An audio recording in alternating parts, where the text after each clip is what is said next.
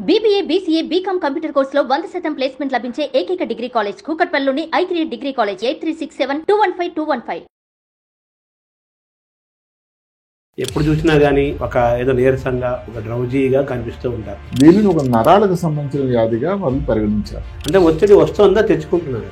చుట్టుపక్కల వాళ్ళు చదువుతున్నారు, వారికి ఐఐటి సీట్ వచ్చింది, వాళ్ళ చుట్టాలు బంధువులు ఈ అబ్బాయికి రావాలి అంటే ఇవన్నీ తల్లిదండ్రులు గమనించి కూడా వాళ్ళకి తెలిసిందల్లా ఏమిటంటే మా అబ్బాయి డాక్టర్ అయిపోవాలి, తప్పేం లేదు ఆలోచన, నిద్ర తక్కువ అయిపోయింది. ఇలాంటి ఇబ్బందుల వల్ల ఏమిటంటే ఈ సిఎఫ్ఎస్ చాలా ప్రమాదం. ఈ ఫ్యాటిక్ సిండ్రోమ్ పైన కోవిడ్ ప్రభావం ఉంది, థైరాయిడ్ ప్రాబ్లం, షుగర్ వ్యాధి ఉంది. ఇలాంటి వాళ్ళలో కొన్ని కారణాలు ఉన్నాయి.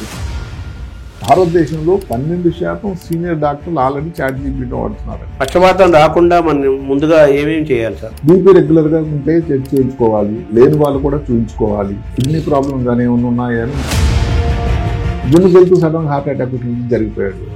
ఈ తలనొప్పినిలో ఎన్ని రకాలు, దాన్ని ఎలా చూడాలి? అంటే తలనొప్పి బ్రెయిన్ లోపల ఏదైనా కానీ క్లాట్ తయారైంది అనుకోండి, అన్నిటికంటే ముఖ్యం బ్రెయిన్ లో ట్యూమర్ కానీ ఏదైతే గడ్డ తయారైంది అనుకోండి, అది ప్రమాదం. ఆ కాఫీ తాగితే తలనొప్పి తగ్గిపోతుందా? అలా ఒక్కసారి ఆ టీ పడకపోతే లాభం లేదండి, తలనొప్పి వచ్చేస్తుంది. నిజానికి ఎక్కడ కూడా గణాంకాల ప్రకారం ఎక్కడ కూడా దీనికి దానికి ఎక్కడ ఇది లేదు. ఈ కాళ్ళు తిమ్మిర్లు పెట్టేదాన్ని కొంచెం తర్వాత ఆగిపోతాయి, బట్ కొంచెంసేపు తిమ్మిర్లు పడతాయి. ప్రశ్న ఏమైనా తగ్గిందా? డయాబెటీస్ వ్యాధిగానే ఉందా? ఏదైనా విటమిన్లో లోపం ఉందా? సరే, ముక్కులో నుంచి నీరు, రక్తము కారడం ఇలాంటి కొన్ని ఉంటాయి కదా, వాడిని చూద్దాం. ఇక్కడ కానీ ఏదైనా కానీ ఇక్కడ ఛిద్రమయ్యి ఫ్రాక్చర్ అయినట్టయితే బ్రెయిన్లో ఉండేటువంటి నీరు ముక్కు ద్వారా బయటకు వస్తుంది. దానివల్ల ఇన్ఫెక్షన్. ఏమిటా బ్రెయిన్కి వచ్చే ఇన్ఫెక్షన్ మెనింజైటిస్. మెనింజైటిస్ అంటే అత్యంత ప్రమాదకరమైనటువంటి వ్యాధి. బ్రెయిన్ స్ట్రోక్స్ వస్తాయని ముందు మనకి తెలిపే లక్షణాలు. 40 సంవత్సరాల లోపల వారికి స్ట్రోక్ రాదనో, బీపీ రాదనో, షుగర్ రాదు అనే పాత మాటను విస్మరించండి.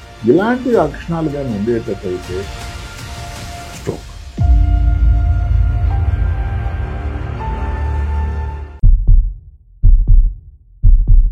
నమస్కారం. మనతో పాటు డాక్టర్ రంగనాథన్ గారు ఉన్నారు. వారు న్యూరో సర్జన్ గా చాలా ప్రసిద్ధులు. కొన్ని వేల కేసుల్ని వారు గమనించారు, చూస్తున్నారు, చికిత్స అందిస్తున్నారు, గొప్ప ఆరోగ్యాన్ని ఇస్తున్నారు. ముఖ్యంగా మెదడుకి, వెన్నెముకకి ఆరోగ్యాన్ని అందించడంలో చాలా నిష్ణాతులు. వారిని అడిగి మెదడు, వెన్నెముక, దాని చుట్టూ జరిగే అంశాలు, న్యూరలాజికల్ గా వచ్చే సమస్యలు, పరిష్కారాలు, ముందు జాగ్రత్త చర్యలు, ఇవన్నీ తెలుసుకునే ప్రయత్నం చేద్దాం. నమస్కారం. నమస్కారం. మామూలుగా కొంతమంది ఎప్పుడు చూసినా గానీ ఒక ఏదో నీరసంగా ఒక డ్రౌజీగా కనిపిస్తూ ఉంటారు. దానికి ఏమైనా న్యూరలాజికల్ ప్రాబ్లం ఉందా? దాన్ని ఎలా చూడాలి? ఈ మధ్య కాలంలో దాన్ని CFS అంటాం, క్రానిక్ ఫెటిగ్ సిండ్రోమ్. అంటే అందులోనే ఆ మాటలోనే అంతరార్థం కూడా ఉంది. క్రానిక్ అంటే చాలా సంవత్సరాలు, నెలల నుంచి కొన్ని సంవత్సరాలు కాకపోయింది. ఫెటిగ్ అంటే తెలియని అలసట, స్ట్రీమ్ అలసట, కారణం లేదు. సిండ్రోమ్ అంటే కొన్ని లక్షణాల సముదాయం. ఎంతవరకు అంటే మనం అదేదో మామూలుగా తీసిపడేసేది కాదు. ఈ మధ్య కాలంలో WHO అంటే ప్రపంచ ఆరోగ్య సంస్థ దీనిని ఒక నరాలకు సంబంధించిన వ్యాధిగా వాళ్ళు పరిగణించారు. అంటే దాని తాలూకు ముఖ్యత మనం అందరం గమనించవచ్చు. ఇది దగ్గర ఒక 0.2 నుంచి 5% మందిలో కనబడుతుంది ప్రపంచం అంతా చూసుకుంటే దగ్గర 20 మిలియన్లు ఉన్నారు. 5% పెరుగుతున్నట్టు. మనం ఇప్పుడు మన దేశంలో గణాంకాలు మనకి ఇలా ఇవ్వగలిగింది. ఇప్పుడు ఈ ఇబ్బంది వల్ల అమెరికాలో దగ్గర 50 బిలియన్ల రూపాయలు ప్రతి సంవత్సరం ఏమవుతుందట ఖర్చు. అంటే దేనికోసం? డయాగ్నోసిస్ కోసం కానీ, లాస్ ఆఫ్ మ్యాండేట్స్ అంటే ఆఫీసులో వెళ్ళకపోవడం కానీ, ఇలాంటి అన్ని కారణాల వల్ల మందులు, ఇవి రకరకాల వల్ల మొత్తం మీద దగ్గర 51 బిలియన్లు వేస్ట్ అవుతుంది. దానికి ఇప్పుడు భారతదేశం జనాభా 4 రెట్లు అమెరికా కదా, అంతే కదా, అంతే ఈజీగా. అలాంటప్పుడు దానికి 4 రెట్లు వేసుకుంటే ఇంక మనం దాన్ని ఊహించవచ్చు. అదే కాకుండా ఈ వ్యాధి ప్రాబ్లం వల్ల ఏమిటంటే దీనికి ఒక నిర్దిష్టమైనటువంటి డయాగ్నోసిస్ అంటూ ఈ పరీక్ష చేసి తెలిసిపోతుందని లేదు.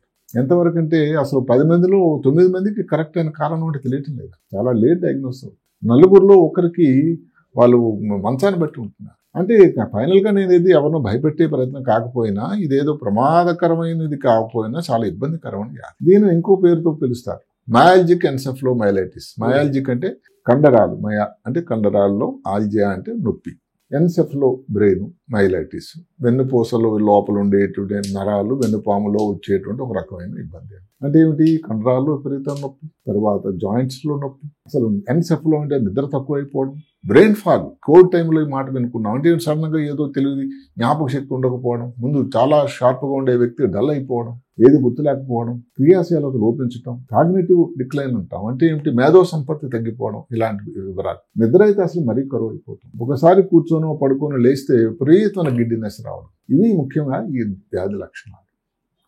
ఇది ముందు చెప్పినట్టుగానే పర్సంటేజ్ అయితే ముందే ఉంది. మరి దీనికి ఎందుకు మరి ఇంత అవసరం పడింది అండి? ఎందుకంటే ఇది ఒకటి చాలా కామన్ వ్యాధి. ఇది ఎవరిలో ఏజ్ లో చిన్నపిల్లల నుంచి పెద్ద వయసు వరకు కూడా రావచ్చు.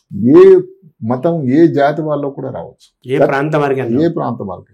అందువల్ల ఇది తరతమ భేదాలు ఈ వ్యాధికి లేదంటే ఎవరికన్నా కానీ అన్నిటికంటే ముఖ్యం ఏంటంటే స్ట్రెస్, నిద్ర. అంటే ఒత్తిడి, నిద్ర ఎవరికైతే తక్కువైపోతుందో వాళ్ళలో ఇబ్బంది ఎక్కువ రావడానికి ఆస్కారం. మరి ఇప్పుడు రెండు మాటలు మాట్లాడుకుంటే ఒత్తిడి ప్రపంచం అయిపోయింది. ఒత్తిడి లేని వ్యక్తే లేడు అసలు. ఎవరైనా చిన్నపిల్లల నుంచి ఏదో పెద్ద రిటైర్ అయిపోయిన తర్వాత కూడా ఆయన ఒత్తిడి వేరు. పిల్లలు లేరు, దూరం ఉన్నారు. మరి 50-60 సంవత్సరాలు పిల్లలకు పెళ్లి కాలేదని ఒక రకమైన ఆందోళన, ఒత్తిడి. పరీక్షల పిల్లలు అంతే, ఉద్యోగరీత్యా ప్రాబ్లం, ఎక్కడ ఫైనాన్షియల్ లాస్, వ్యాపారం చేస్తే ఇలా ఒత్తిడి లేని మనిషే లేదు. పిల్లలు కూడా వస్తూనే ఉంటున్నారు. పిల్లలు కూడా ఒత్తిడి. టీచర్ ఏమంటారు, ఇంగ్లీష్ సబ్జెక్ట్ నాకు అంత ఇంట్రెస్ట్ లేదు, మార్కులు వస్తాయో లేవు, ఎగ్జామ్ రాశాను నేను, ఫస్ట్ వచ్చుద్దో లేదు. అంటే ఎవరికి సంబంధించిన వాళ్ళ ఒత్తిడి, అంటే ఒత్తిడి మయం అయిపోయింది ప్రపంచం. అంటే ఒత్తిడి వస్తుందా తెచ్చుకుంటున్నారు అసలు రెండు. ఎందుకంటే ఒత్తిడి కొంత పరిసరాలు తెలిపిస్తున్నారు. పీర్ ప్రెషర్ అంటామండి. పీర్ ప్రెషర్ అంటే చుట్టుపక్కల వాళ్ళు చదువుతున్నారు, వారికి ఐఐటీ సీట్ వచ్చింది, వాళ్ళ చుట్టాలు బంధువులు ఈ అబ్బాయికి రావాలి, వెనక నుంచి ఎగదోత కార్యక్రమం ఉంటుంది. అంటే ఏమిటి, మిత్రులు కానీ ఇంటి దగ్గర కానీ నువ్వు వెలగన కొట్టేయాలి, వాడు వెంకటేష్ వచ్చింది నీకు కూడా రావాలి. ఇది వెంకటేష్ అదృష్టమో కారణమో ప్రయత్నమో పక్కన, ఈ వ్యక్తి రావాలని రూల్ ఏం లేదు. అదే కాకుండా అందరు గమనించాల్సింది ఏంటంటే భారతదేశం అంతా తీసుకుంటే ఐఐటి సీట్లు ఎన్ని ఉన్నాయి, లేదు మెడికల్ సీట్లు అనుకోండి, 2.5 లక్షల సీట్లు ఉంటే అన్ని ప్రైవేటు పబ్లిక్ రంగంలో 25 లక్షల మంది రాస్తున్నారు. అంటే ఎంత నిష్పత్తి? అంటే ఇవన్నీ తల్లిదండ్రులు గమనించి కూడా వాళ్ళకి తెలిసిందల్లా ఏమిటంటే మా అబ్బాయి డాక్టర్ అయిపోవాలి, తప్పేం లేదు ఆలోచన. తెలియకుండానే వారిని ఒత్తిడికి, ఆ పరీక్ష రాసే ముందు, పరీక్ష ప్రిపరేషన్ అప్పుడు, ఆ ఎగ్జామ్ నాడు, అసలు ఈ నీటు ఈ పరీక్షలు ఎలా ఉంటాయంటే మీకు తెలియదు కాదు. ఆ రోజు నాడు ఎలాంటి ఎఫర్ట్ పెట్టి ఎంత రాయడం జరిగింది అని అక్కడ బ్రెయిన్ లో ఉన్న నాలెడ్జ్కి సంబంధం లేదు. జ్వరం వచ్చింది, జలుబు వచ్చింది, ఏదో వచ్చింది, ఆ రోజు ఎగ్జామ్ టైంలో అంత పెర్ఫార్మెన్స్ ఉండదు. ఈ ఒత్తిడి ప్రపంచం అయిపోయింది. రెండవది నిద్ర అసలు మనం ఇంతకుముందు కూడా కొన్ని సమయాల్లో సన్నివేశాల్లో చెప్పుకున్నాం. నిద్ర అన్నది ఒక కరువు అయిపోయింది, ఒక ప్రీమియం వస్తువు అయిపోయింది. మామూలుగా ఏంటంటే 6 నుంచి 8 గంటలు నిద్రపోవాలి. నిద్ర తక్కువ అయిపోయిందండి. ప్రపంచం అంతా కూడా నిద్ర తక్కువ దేశాలలో చూసుకుంటే మొదటి స్థానం జపాన్ అయితే, రెండో స్థానం భారతదేశం. అదే కాకుండా ఈ సాఫ్ట్వేర్ విప్లవం ఈ రంగం వచ్చిన తర్వాత ఈ కామర్స్ వాళ్ళు వచ్చి ఇంకా వాళ్ళంతా రాత్రి పగలు తిరుగుతున్నాయి. మొబైల్ ఫోన్లు, నెట్లు, ఇవన్నీ కూడా ఏదైతే ఉందో హైదరాబాద్ నుంచి ఎక్కడో షికాగోకో లేకపోతే వాషింగ్టన్ డీసీకి ఇంటి దగ్గర కూర్చొని హాయిగా కాఫీ తాగుతూ ఒక ఫోన్ చేస్తే ఒక్క సెకండ్లోనే వచ్చేటువంటి సౌకర్యం వచ్చిందని ఒక సంతోషం అయితే, కంటిన్యూస్ గా అదే ప్యాసివ్ వ్యూయింగ్ అంటాం, ప్యాసివ్ స్క్రీనింగ్ అంటే ఇంకా అదే ధ్యానంతో అటువైపు ఆ వాట్సాప్ లో లేకపోతే మెయిల్స్ లేకపోతే ట్విట్టర్ లో ఎక్స్ లో ఏదో ఒకటి చూస్తుంది. మన తరపు వ్యక్తి నుంచి ఏది క్రియాశీలత లేకుండా, తన తాలూకా ప్రమేయం లేకుండా గంటలు కూడా ఏదైతే పనిచేసే ఆ సమయాన్ని ప్యాసివ్ స్క్రీనింగ్ అంటాం.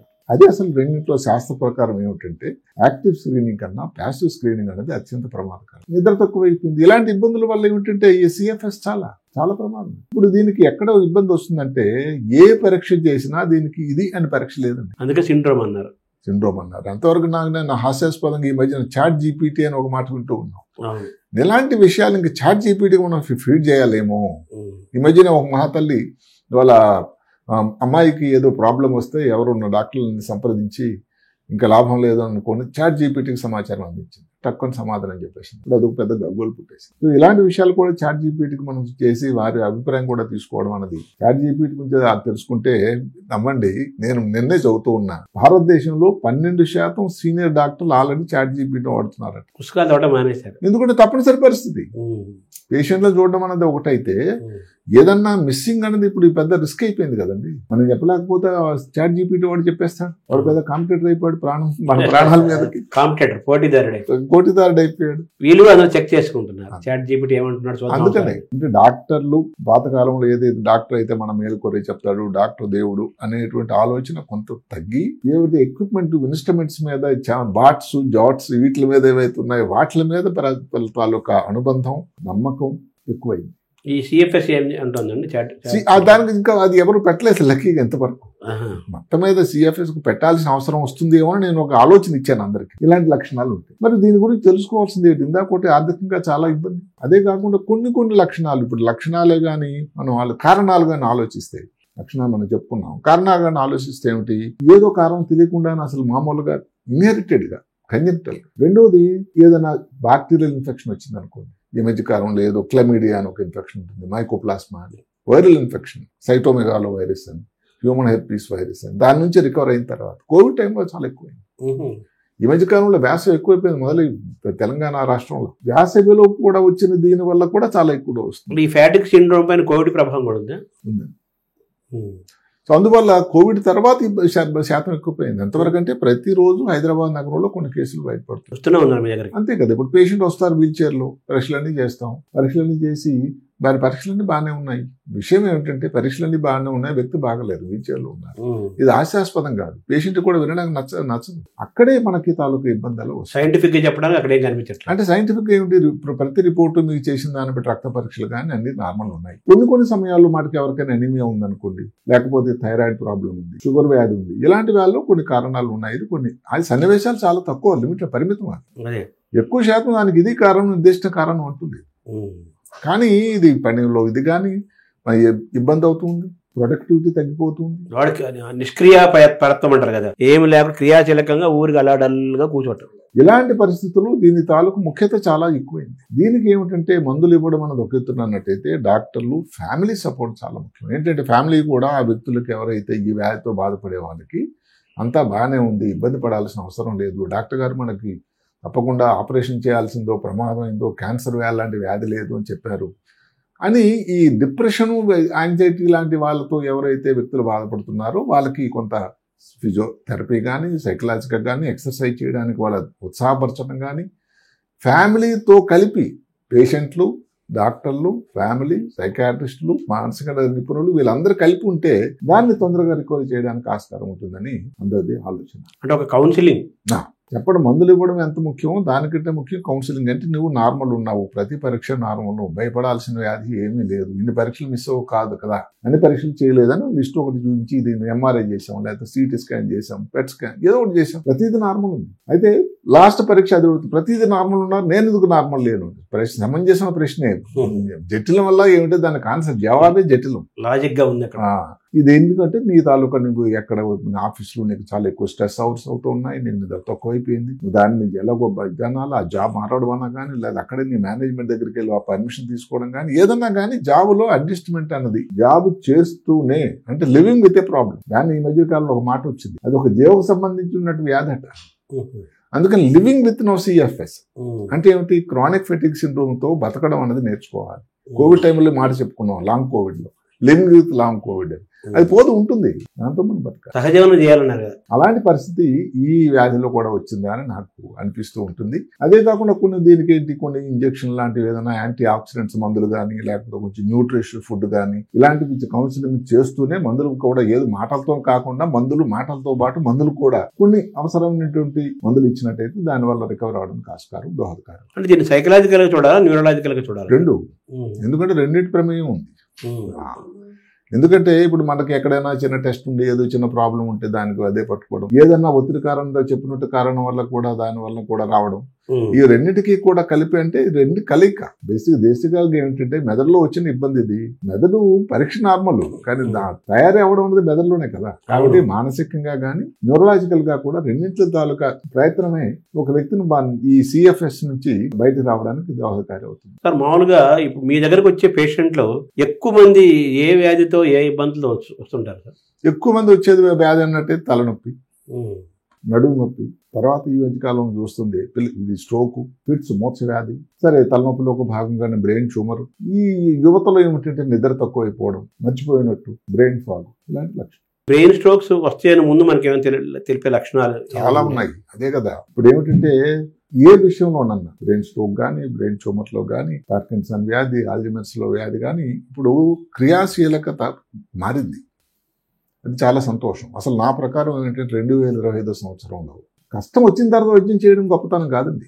కష్టం వచ్చే ముందు ప్రోయాక్టివ్ అంటే వచ్చేదానికి ముందు ఆలోచన చేసి, అదే కాకుండా వచ్చే అవకాశం ఉందని ఒక ఆలోచన, ఆ తర్వాత ప్రివెన్షన్, ఆ తర్వాత పర్సనలైజ్డ్ కేర్, అంటే ఆ వ్యక్తి కారణం ఏంటి వెతకాలి, అప్పుడు ప్రిసైజ్ కేర్. చూసారా 5 P'లు, అన్ని పీలే. అలా చేసినట్టయితే కేర్. ఇప్పుడు ఉదాహరణకు మీరు స్ట్రోక్ అడిగారు. స్ట్రోక్ అంటే ఏమిటండి, తెలియకుండా సడన్ గా అకస్మాత్తుగా ఒక వ్యక్తిలో మాటల్లో తేడా రావడం, కాలు చేయి వీక్ అవడం, వచ్చినట్టయితే ఎవరైనా చెప్తారు స్ట్రోక్ వచ్చింది. ముందు లక్షణాలు కొన్ని ఉన్నాయి. ఉదాహరణకి అసలు దీనికి ఏమిటి, ఏ చిన్న చెయ్యి ఒకసారి ఏదో పట్టుకోలే వీక్ అయిపోవడం, ఇంటి దగ్గర చేయొచ్చింది, ఈ మూత కొంచెం వంకర ఈ కిందకి అయిపోవడం, మాట పత్రపాటు రావడం, కంట్లో చూపు తేడా, విపరీతం తలనొప్పి అండి, కారణం లేదు అసలు, ఎప్పుడు ఇంత తలనొప్పి రాలేదు, అలాంటి తలనొప్పి రావడం, నడిచే దాంట్లో ప్రాబ్లం, ఇలాంటి లక్షణాలు కానీ ఉండేటట్టయితే స్ట్రోక్, త్వరలో బ్రెయిన్ స్ట్రోక్ గ్యారంటీ. అదే కాకుండా కొంతమంది వ్యక్తులు షుగర్ ఉంది, బీపీ ఉంది అంటే వాళ్ళకి కోమార్బిడ్ ఫ్యాక్టర్స్ అంటారు, అదే కాక ఊబకాయం ఉంది,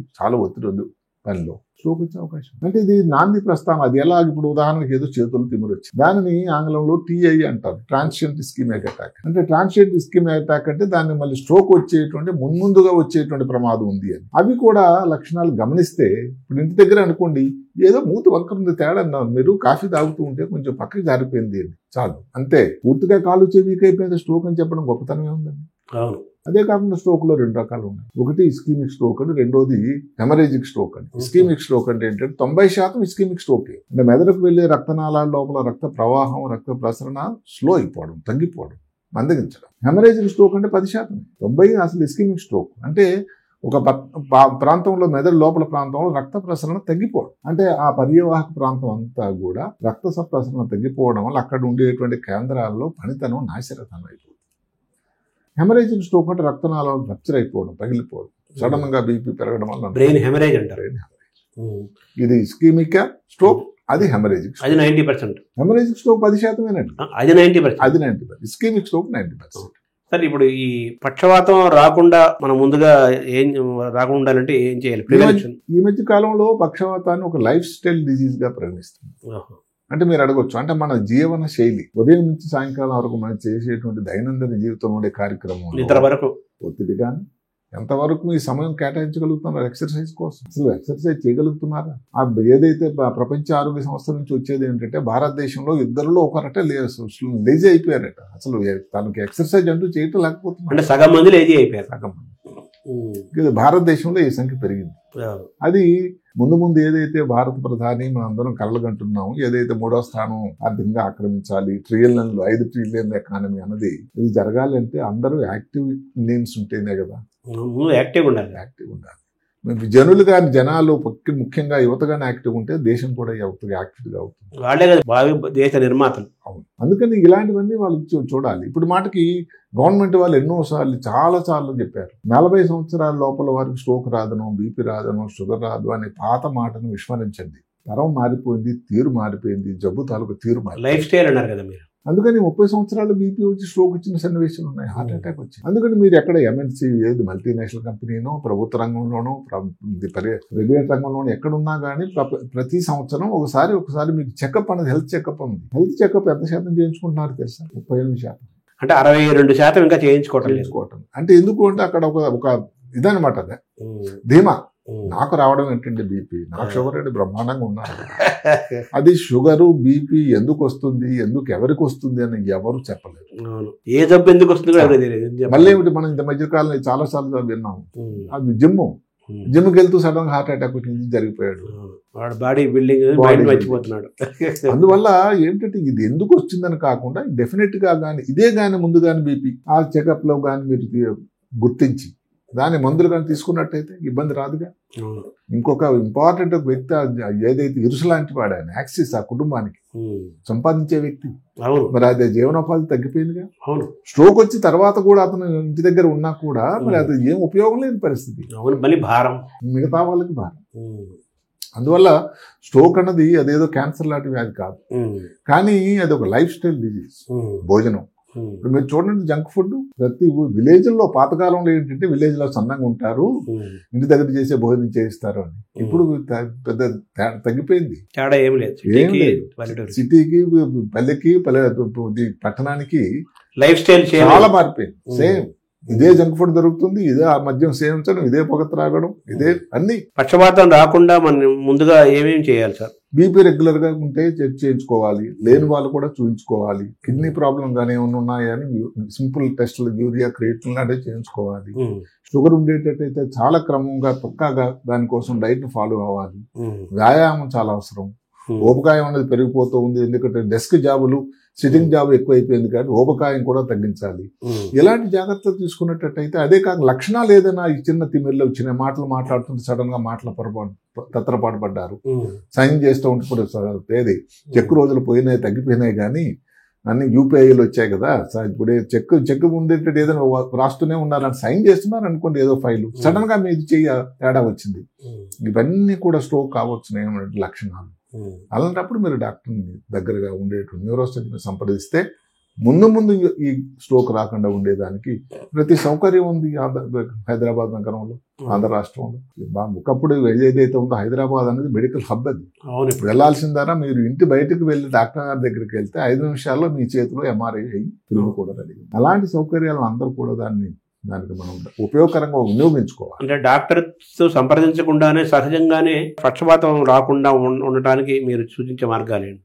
ఇదే ఆహారంలో సరిగ్గా మితం, సరైనటువంటి భోజనం. జంక్ ఫుడ్ ఎందుకంటే అప్పటికి రుచికరంగానే ఉంటుంది, అందులో ఎంత షుగర్ ఉంటుంది, ఎంత సాల్ట్ ఉంటుంది, లేకపోతే ఎంత ఆయిల్ ఉంటుంది. భారత ప్రధాని స్వయంగా చెప్పాల్సి వచ్చినటువంటి అగత్యం వచ్చింది, అయ్యా మీరు రోజు వాడకంలో ఉండేటువంటి ఇది నూనె శాతం తగ్గించండి ఈ మధ్య కాలం. సరే వారు ఏంటంటే ఏదో ఫ్యాటీ లివర్ డిసీజ్ రావడానికి అవకాశం ఉంది, కానీ ఇది కూడా దానికి కూడా అదే లింక్.